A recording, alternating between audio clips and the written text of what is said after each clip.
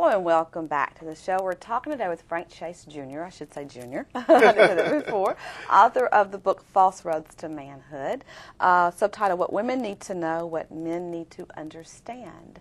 And Frank, we were talking before the break about the fact that you wrote an original version of this book, and then based on some feedback that you were getting from men, but primarily from women, you sort of kind of changed the message a little bit in the book, and this is the way the book looks in its current version. And if people want to get a copy of this book, we need to make sure that we let them know how they can get their own personal copy of the book. Okay, they can get their personal copy of the book at www.fcpublishing.com.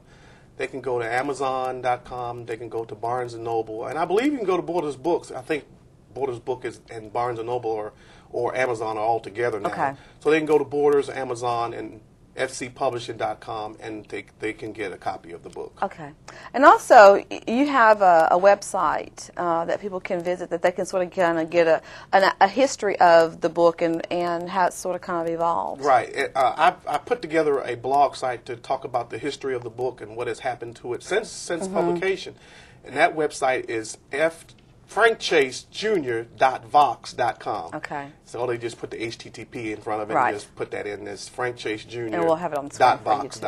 Okay, very good. And also we were talking during the break about there's a publisher of a Christian magazine called Our News, Iris Rashad? Yeah. Okay. That wrote a great review of the book, and I'll just read a little bit from it.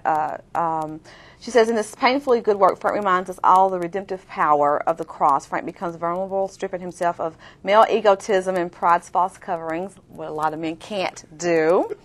I put that in. Revealing true manhood, employing both men and women alike to lay down their burdens of brokenness, shed their cloaks of guilt and shame, and rise up from the ashes in the beauty of wholeness and the beauty of holiness.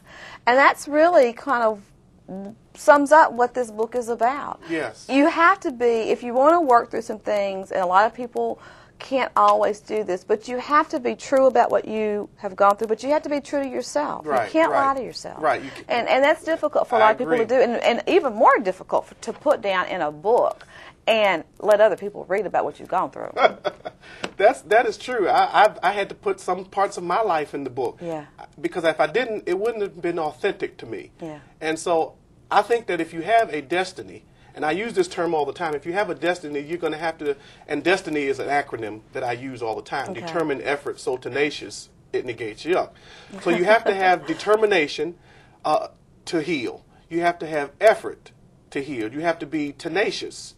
And you have to go through all of those elements to get to the place where you need to be.